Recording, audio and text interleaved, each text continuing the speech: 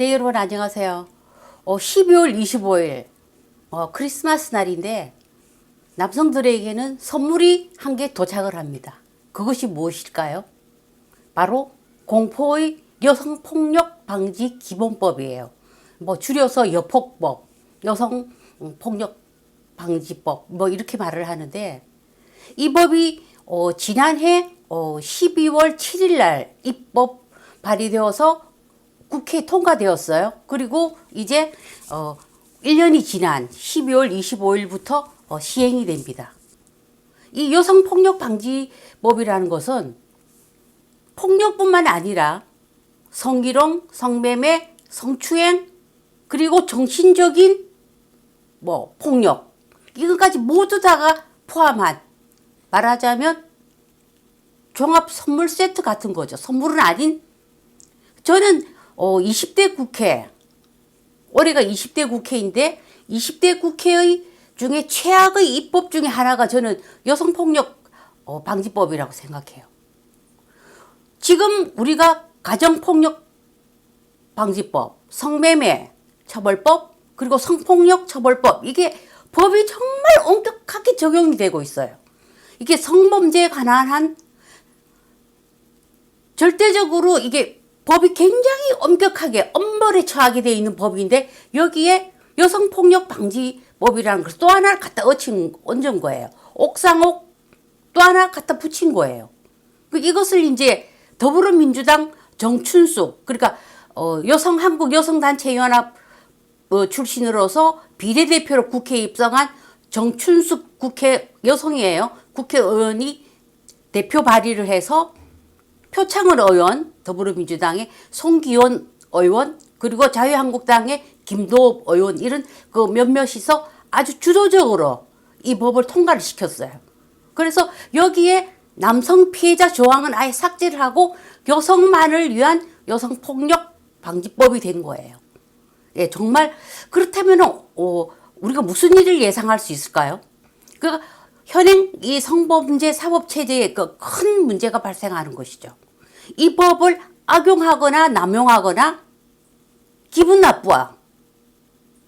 나 괜히 저 남자가 기분이 나빠. 그러면 나 정신적 폭력 당했어요? 자기가 넘어지고 저 남자가 나를 성추행해서 내가 피하려다가 넘어졌어요?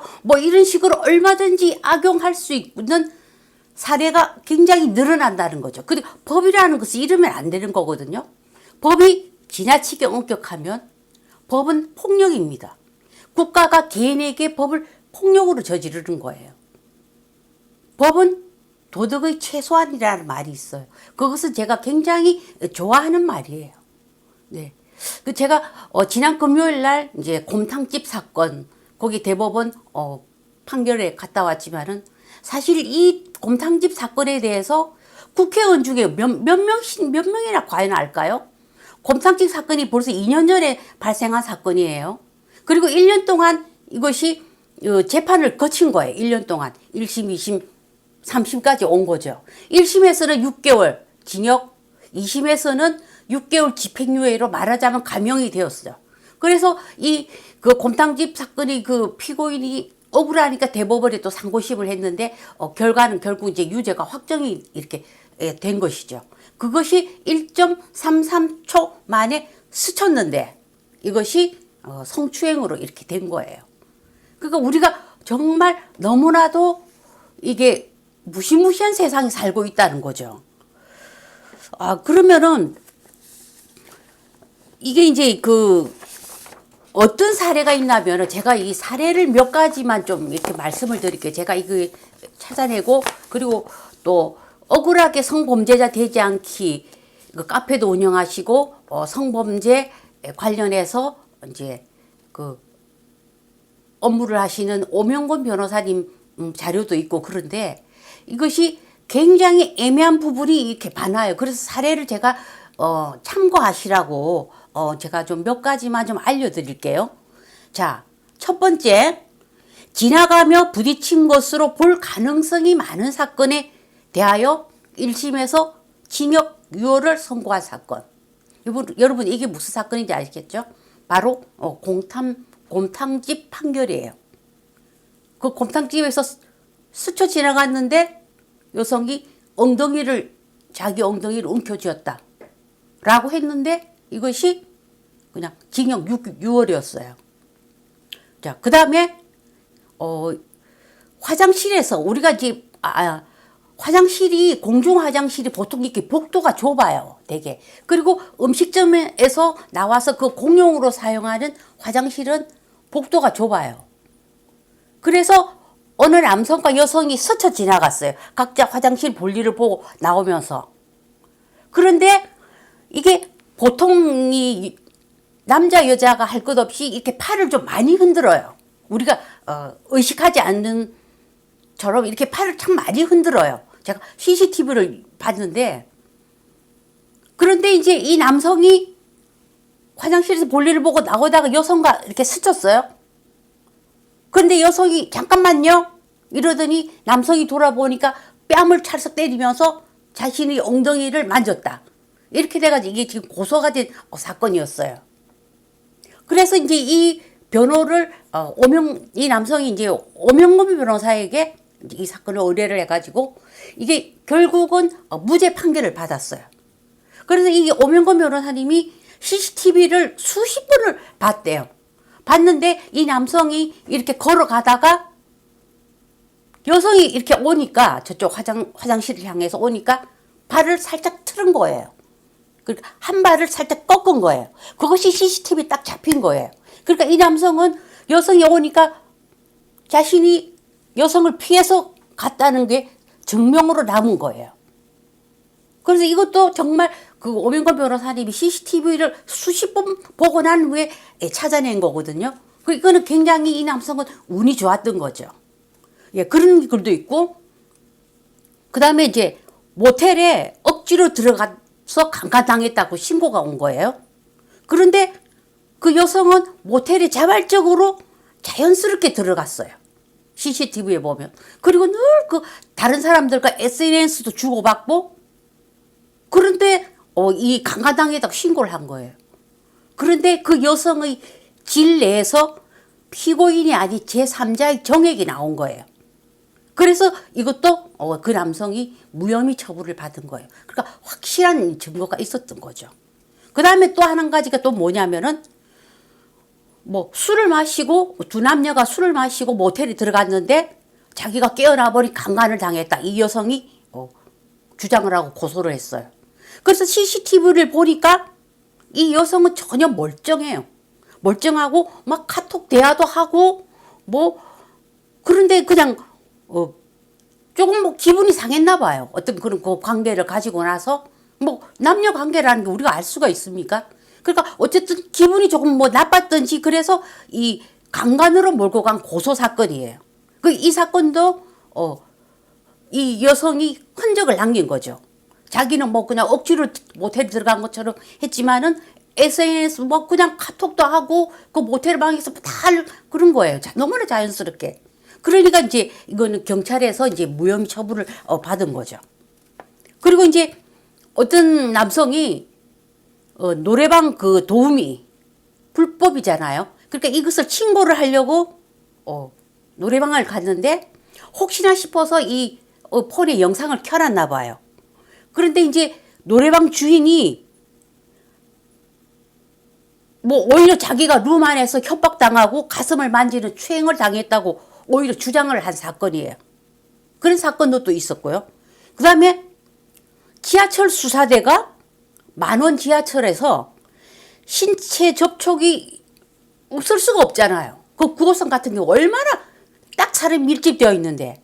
근데 이거를 무고한 시민을 임의로 촬영하고 강제추행하였다고 몰고 간 사건이 있었어요. 이것은 지하철 수사대가 저지른 사건이에요.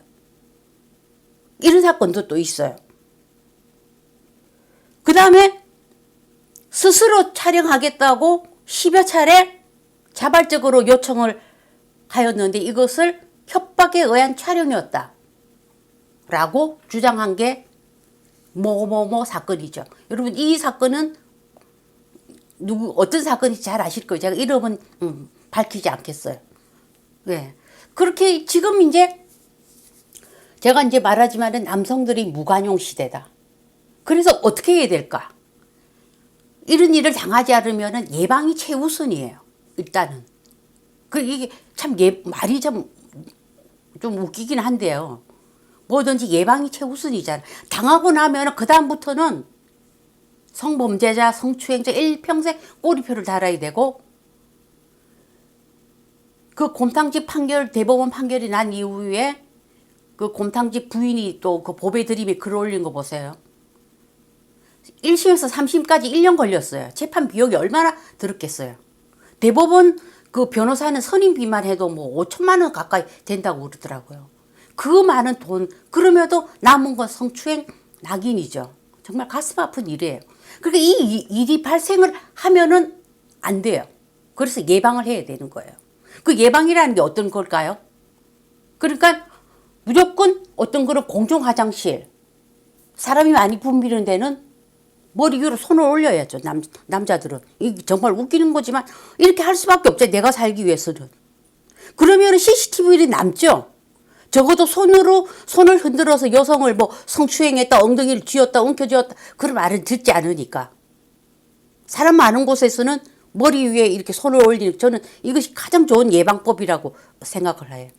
그리고 이게 여성폭력 방지법이 이제 시행이 되면은 사실 이런 일도 가정해 볼 수 있죠. 저기서 여성이 걸어다가 갑자기 쓰러져요. 갑자기 넘어지면서 저 남자가 나를 때렸다, 뭐 나를 성추행하려고 그러다가 내가 피해서 이런 식으로 몰고 갈 수도 있단 말이에요. 그럴 경우에 항상 녹음기를 이제 지참을 하면서 녹음을 바로 켜야 돼요. 바로. 그러면서 적극적인 어떤 그런 증거 자료를 남겨야 되는 거예요. 그러면서 항상 녹음기, 영상 촬영, CCTV 있는 곳에서 확실한 어떤 그런 나의 방어를 할 수 있는, 예방을 할 수 있는 그런 방법을 강구를 해야 되는 거예요. 정말 너무나도 무시무시한 세상에 이게 노출이 되어 있는 거예요. 그러니까 현재는 이 건강한 남성성, 건강한 여성성을 아주 죽이는 그런 페미니스트 시대란 말이에요. 우리가 건강한 남성성, 건강한 여성성 장려해야죠. 우리가 건강하게 서로 연애하고 건강한 성생활을 할 수 있게끔 서로가 해야 되는데 지금은 이제는 안 되는 거예요. 그러니까 예방을 해야죠. 살기 위해서. 저는 이렇게 여러 가지 많은 사례를 이렇게 보면서 정말 남성들에게는 너무 무관용 시대다. 예. 그러니까 12월 25일 이제 얼마 남지 않았죠. 여성폭력 방지법. 그 남성들이 좀 각성을 했으면 좋겠어요. 당한 이후에는 소용이 없어요. 곰탕집 그 사건처럼 1.33초 만에 그냥 엉덩이를 움켜쥐었다고 일관되게 저 사람이 거짓말 할 리가 없어. 재판부는 그렇게 믿는 거예요. 그렇게 되면은 결국 피해를 보는 건 남성들이거든요. 그러니까 예방이 최우선이다. 그러니까 이제는 살아남기 위해서 어떤 예방을 할 것인가. 남성들 스스로 자구책을 이제는 강구를 해야 되는 거예요. 저는 뭐 아까 말했다시피 이게 사람 많은 곳에서 머리 위로 손 올리는 거. 이게 뭐 가장 좋은 방법이 아닐까라는 그런 생각을 이렇게 해봅니다. 네. 이상입니다.